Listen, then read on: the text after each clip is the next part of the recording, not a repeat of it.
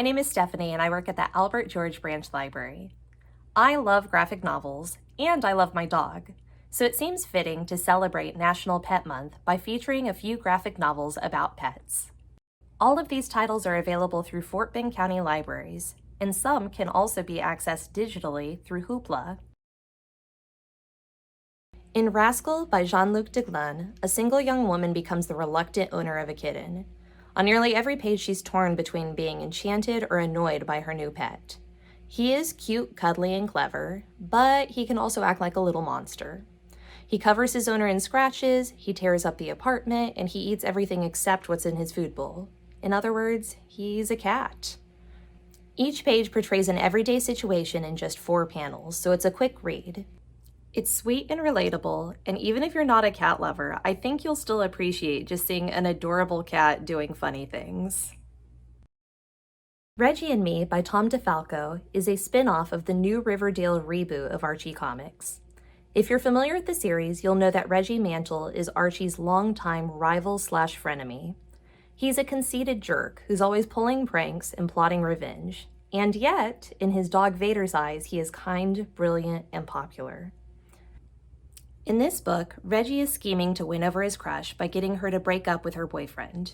It's pretty despicable, but by watching the story unfold through Vader's eyes, the reader sees a sadder and more vulnerable side of a generally unlikable character. Vader's unconditional love may even leave you wondering how your pet sees you.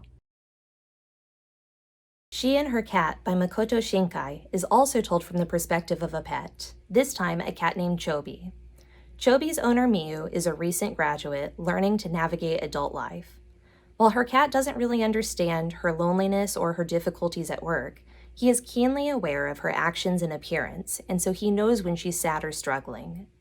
This story is a quiet and contemplative character study that reminds us how much our pets rely on us and how much they offer in return. In Beasts of Burden by Evan Dorkin, a group of pet dogs and a stray cat investigate supernatural mysteries to protect their neighborhood. The quaint town of Burden Hill seems to be a magnet for black magic, and so it falls to the local animals to protect their home against werewolves, zombies, evil frogs, and more. It sounds adorably spooky, doesn't it? Well, yes and no. The protagonists are lovable, but this comic definitely isn't for kids. The threats they face are horrific, bad things happen to humans and animals alike, and there isn't always a happy ending. That isn't to say that it's entirely bleak, though. There's still plenty of humor and heroism to be enjoyed. I would compare the tone to Hellboy, who in fact makes an appearance in Volume 2. Whether you like your stories to be lighthearted, touching, or action-packed, I hope that you found something here today that you would enjoy reading. Remember that all of these titles are available through Fort Bend County Libraries, so you can place a hold on them through our online catalog at any time. Thank you so much for joining me.